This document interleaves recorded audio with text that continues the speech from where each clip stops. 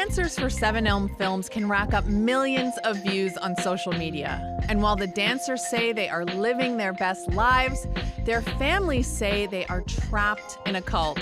Today on the podcast, what a new docuseries says about what's really going on.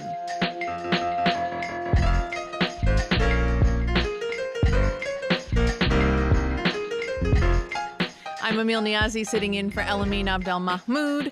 This is Commotion.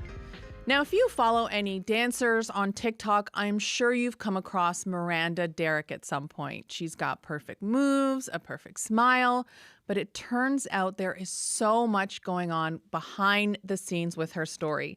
She's at the center of a new documentary called Dancing for the Devil, the 7M TikTok Cult. Take a listen. We're quite famous. Hallelujah. Influencer Miranda Derrick went viral after her family claimed she was part of a dance cult called 7M. 7M, an entertainment company founded by Robert Shin, who's also the pastor of LA-based Shekinah Church. At first it was just, let's get Miranda out of this, and now it's turned into, wow, all of these dancers. They just dance all day and then marry each other, and then they cut off all their old friends. 7M would tell you that they're in fact not a cult, that they're just a management company. Is she in a cult? What are your thoughts? Oh, I have some thoughts. People have some thoughts about Miranda, Pastor Shin, and all of the dancers who are miraculously still working for him. Sarah Berman is an investigative journalist who has written extensively about cults, and Ashley Ray is a podcaster and regular here on Commotion. Welcome to the show, both of you. I cannot wait to talk about this. Hey, guys. Hi. Yes. So glad to be here. Okay, so Ashley, you've spent a lot of time watching shows about cults. How does this one about, let me say, an alleged cult stack up from the others? I think what's really scary about 7M is that Robert Shin has been able to deliver on these promises that he's made to these people, right? So usually with a cult, the comet doesn't take you to a planet. Mother God doesn't, save everyone and bring back Robin Williams. It doesn't happen, and people start to doubt and they leave. But with 7M, he is getting them these contract deals. Brands don't seem to care that they're a cult. They just care that the dancers have followers. So these people have seen their money increase, their material wealth get better, everything. So that to me is different, and I think is why it is a little more insidious to break down this cult, because there is no silly belief you can point to and say, oh, look at how ridiculous this is so funny or whatever. It is truly people who are like, no, this could be an entertainment thing. I am making money. How are you going to say that's the problem? So it's just really scary how they're able to blend that line of legit media, talent agency, and scary church cult. Yeah, definitely. Sarah, I know you've written extensively about the NXIVM cult. What did you think watching this series, given sort of all the extensive knowledge you have about these types of groups? Yeah, so my first thought is wow, everybody on every side of this documentary is just so much savvier than 5-10 years ago. Mm-hmm. Yes, the parents already know the signs, the red flags, and they're, talking about family separation. They don't need a cult expert to explain it to them. They have been watching the documentaries and they know what's going on. But then also on the Robert Shin side, yeah, like Ashley was saying, there's just a slickness and a savviness. When NXIVM was trying to put out a statement about people leaving, it was it sounded insane. It sounded made to make two people feel guilty and not, presentable to the world. So this does mark sort of a new formulaic era of cult documentary and new era of everybody being super savvy about cults. Wow. I wonder if that's helpful or not for society at large. Unclear. TBD. So, Ashley, for anyone who doesn't know Miranda's story or who hasn't seen the docuseries yet, who is Miranda Derrick? Yeah, Miranda Derrick, originally Miranda Wilking, is a twin sister and dancer with her sister Melanie, and they became TikTok famous together in their like little hometown, dancing together as cute twins. Miranda decided she wanted to go to LA and sort of start her own career, and about a year later, Melanie followed. And LA is not a place where twins are often booked to dance together; it's more competitive than that. And pretty soon, I think Miranda realizes I can't dance with Melanie. I have to be my own person. I have to, find my path. And that's how she gets involved with 7M. She quickly starts to see success with their formula of like dancing to old music. She gets millions of followers, and pretty soon she's married off to someone else in the cult.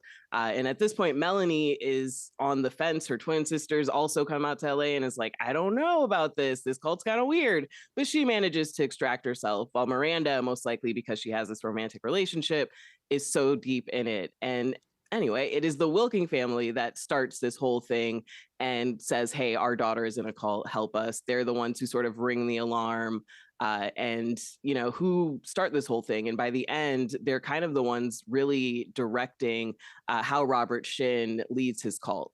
He's like, as long as they're happy, I'm not getting in trouble. Okay, Sarah, let's talk about this pastor, Robert Shin. We've mentioned his name. What is this guy's MO? Yeah, so he's been this pastor for more than 20 years. Before that, he was actually a doctor in Canada. And yeah, he sort of adopts, I think it's noted in the documentary, he has these elements of a Black church, just, call and answer, some folks, coming up to the pulpit. But he's got a lot of elements that look like just straight up manipulation. So, for example, you have to die to your family, and that's somehow going to come around and save them eventually. But, so isolating people, really attaching to their money. So there's tithing, you have to set aside big chunks of your income, and it becomes, over the course of the documentary, you start to see a little bit more of that money coming out of their pockets when they get these big brand deals. And, my brain is just assuming there's got to be a sex component to this. And I think when there's when there's religion and money together, there's just so often that third element. And I think the documentary, pays off on that aspect. But to the outside world, he looks just like a regular guy. You're not getting, as Ashley said, those pretty out there elements. Everything he says sounds like regular church, except for the die to your family thing. There's and also the NDAs. I just want to mention he rules with NDAs. If you go to the church service, you have to sign an NDA. But that sounds like LA. I was just going to say that exact thing, Sarah. I was going to say, well, it's a church in LA, so maybe they do have to sign NDAs. Now, I should say, for the record, Robert Shin has denied all the allegations, and he's countersuing the people suing him for defamation, just to make that clear. Now, we talked about the dancers. They're really front and center in this doc series, but there's also the story of two sisters. And this really kind of like impacted me because it was so emotional. The stories of Melanie and Priscilla Lee. They had been part of the Shekinah Church for one of them for over 2 decades.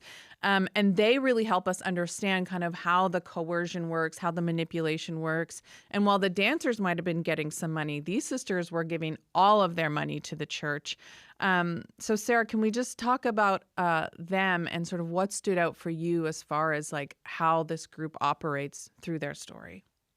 Yeah, so having looked into so many of these kinds of stories, of course, the bad behavior goes way, way back to the beginning. And usually they're just less good at it then. So it's truly manipulation by brute force. So they're, controlled in these ways where they have to change houses every so often. Who they interact with is even more, isolated, selected on their behalf.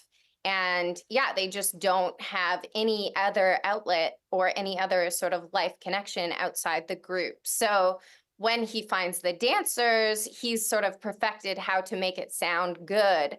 But in that earlier era, I guess, it's just brute force. And you can tell it's, just a lot more trauma for them. I mean, that story, like I mentioned, was so emotional. Ashley, Was there a moment that struck you just in terms of how damaging this pastor was on some of these people's lives?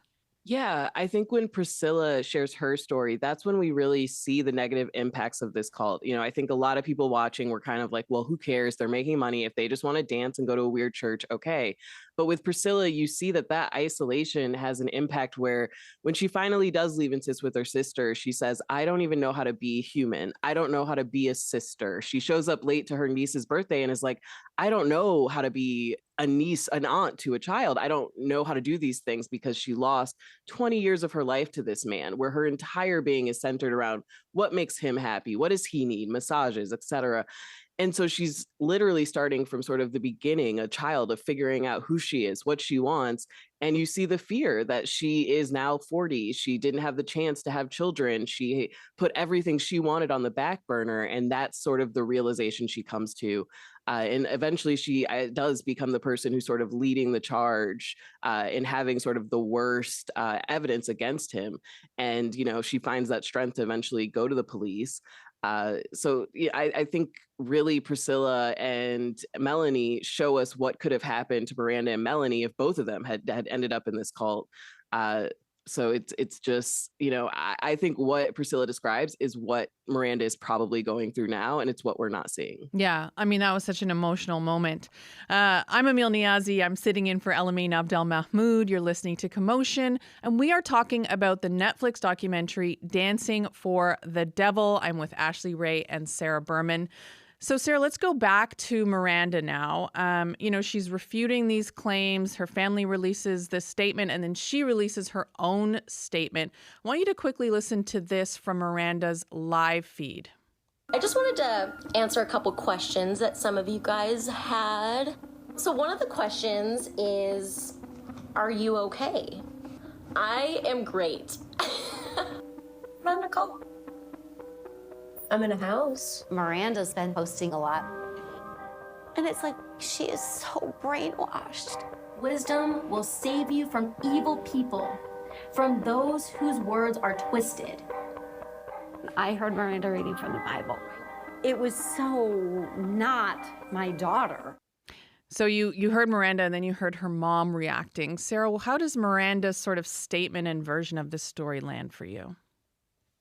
Yeah, I would say it hits all the right notes in terms of, at least inserting some doubt that this is a cult, again, just savviness on all the levels. I think, the worst of it is probably still behind closed doors. That's just not an element she's going to be able to let out at this point. Certainly it's happened in all of the cases that I followed, that somebody puts out a statement saying, I'm fine, I'm in charge of my own life. Isn't there such thing as free will? And that is often enough that people need to hear, to just sort of shut off and be like, okay, that's messy. I don't want to go there. Especially police, actually. They're not willing to go further than that. If somebody says, hey, I'm okay, I want to be here. Mm-hmm. But certainly it does leave an impression that only someone who's very close to her can know truly what's going on. Now, Ashley, this is still unfolding. Miranda's still dancing on TikTok. She's getting millions of likes. People are commenting on it. And this documentary is coming out alongside all the stuff that's still happening.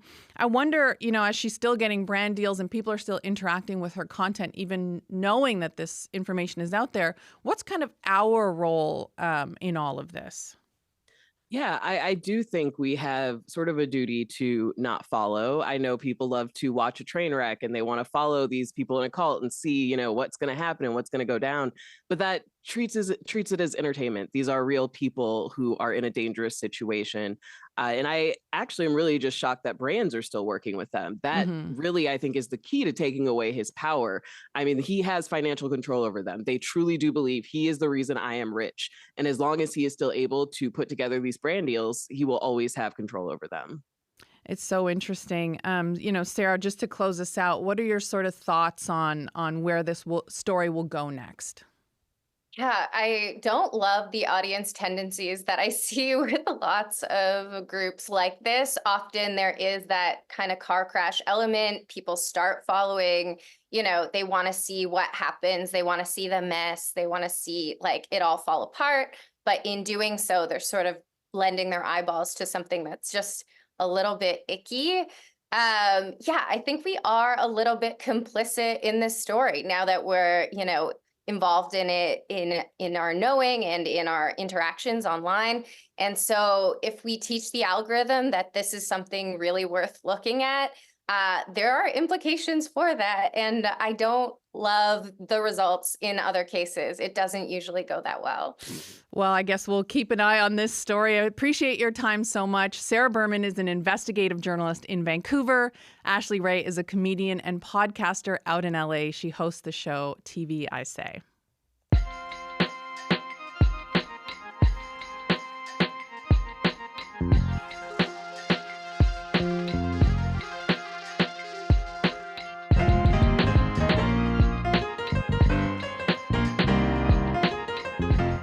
I'm Emil Niazi, sitting in for Elamine Abdel-Mahmoud.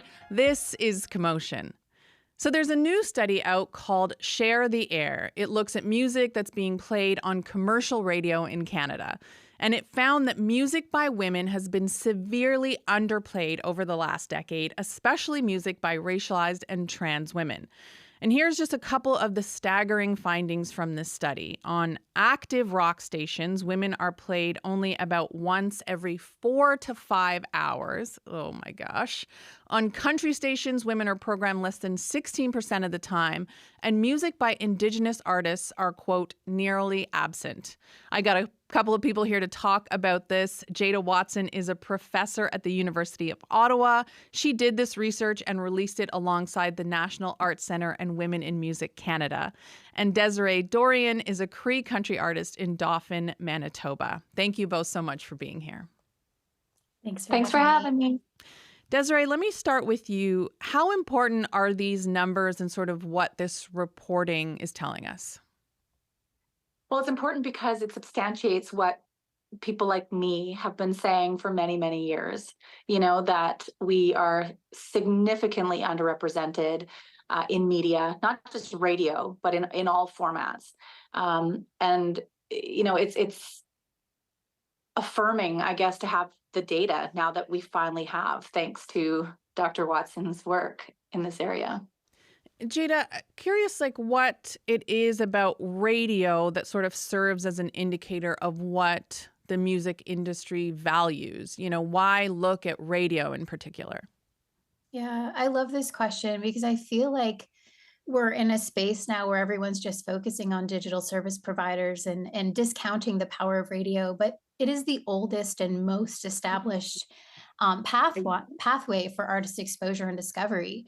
In the radio research community, we've just celebrated the centenary of radio. So it's been around for 100 years, and it's been the main way that artists have promoted their music, first through live performance and then through record spins. And beyond this foundational role, it's the way in which artists get paid. Mm-hmm. Radio airplay and record sales combined have been integral to an artist's livelihood for so long. Streaming doesn't count for much, right? 0.0003 cents a stream, and Spotify's just institute this rule that tracks have to have 1,000 streams in the previous 12 months to get royalties. That's $3. They can't pay out $3. So radio is one of the main channels for revenue in this world of distribution. But it also leads to other opportunities. That exposure a song receives, an artist receives through airplay, leads to chart activity, which leads to opportunities to be on festivals, to tour, to determine eligibility for award nominations. In some industries, like the country music industry, charts determine whether or not you get to walk a red carpet. So it's integrally linked to every opportunity that an artist has, from pay to exposure to opportunities. And so for me, it still remains pretty integral to the discussion for artists' equity. Desiree, what are you hearing from younger artists who are, curious about getting on radio? Are they still asking for advice on how to get on the radio? I mean, I know Jada just said how important it is, but I'm, interested in sort of your perspective as someone who's been in this industry for 2 decades. Yeah, I mean, I regularly receive emails and Facebook and Instagram messages from emerging artists who are wondering how to access the radio format. My advice 3 years ago is very different than what it is today. I used to tell artists, you need to look at hiring a radio tracker, someone that has a relationship with radio to try and access the format.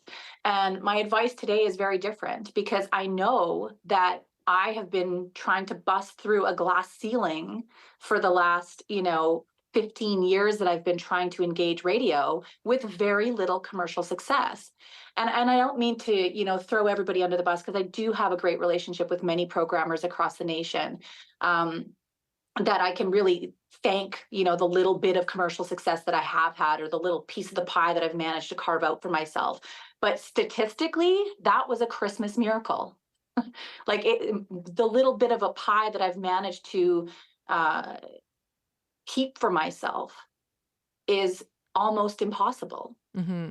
And so when people are asking me these questions, I don't put on rose-colored glasses for them. I'm very forward about how difficult and how nearly impossible it is to access the format. And I think that, with shows like Canada's Got Talent and American Idol and all of those kinds of things, there's still a lot of, false ideology out there amongst artists who think that they can just be discovered. And I mean, it's so incorrect. Mm-hmm. It's so different now. Yeah. Jada, what do you think needs to change? The numbers that we talked about off the top were really dramatic. So, what has to happen next in order for us to see some movement here? Yeah, I think it's first important to recognize that these numbers might be shocking and new to some, but they're not new to artists. They're not new to individuals who've been working in the radio. It's been this way forever. And I'm a professor, right? So I'm going to say first and foremost, it's education. I think it's integral to understand that these are not new, that it's a systemic issue, that this was an industry that was developed along racial segregation and extreme forces of like gender inequity that just believed that artists should be separated by race and that women were not of value. But there are some pretty simple changes that can happen for anyone who wants to make change. Think about ways of, avoiding a practice that silos songs by women into, an hour a day, or artists of color into, Indigenous month or Black History Month or whatever those celebrations are, because that's not going to lead to longstanding change. Siloing is really harmful, actually. Playing songs by women and artists of color back to back. I mean, you wouldn't believe if you're only playing 2 songs by women an hour, you're not hearing them in succession. And I think for me, the most important one is rebuilding gold catalogs. The thing that happens is we typically focus on current programming of new singles, but within this ecosystem where songs by women and trans artists and artists of color aren't valued in their current work, that means they're also not valued historically. And so we've seen through this work that these artists are not represented in a station's back catalogs of their gold or like their older songs. And so we're missing stories of women and trans artists and artists of color. So there's reconciliatory work to be done to rebuild those golds. And that can go a long way to reshaping a format's culture. That sounds great. And it sounds like, you are helping to lead the charge. Desiree, very quickly, just want to know what's at stake here if we don't see change? Erasure of stories. I mean, the fact that we're not hearing stories by Indigenous or Black women in the radio format is tantamount to erasure of our perspectives, of our views, of our very existence in the artistic format. Erasure, that's such a powerful way to end this conversation. I really appreciate both of you taking the time to be here with us today. Desiree Dorian is a Cree country artist in Dauphin, Manitoba. Jada Watson is a professor at the University of Ottawa and author of Share the Air, a study of gender representation on Canadian radio. And that's it for the podcast today. Remember, you can listen to any episode of Commotion anytime, wherever you get your podcasts, and check us out on YouTube and Instagram. We're at Commotion CBC. I'm Emil Niazi, in for Elamine Abdel Mahmoud. Thank you for listening.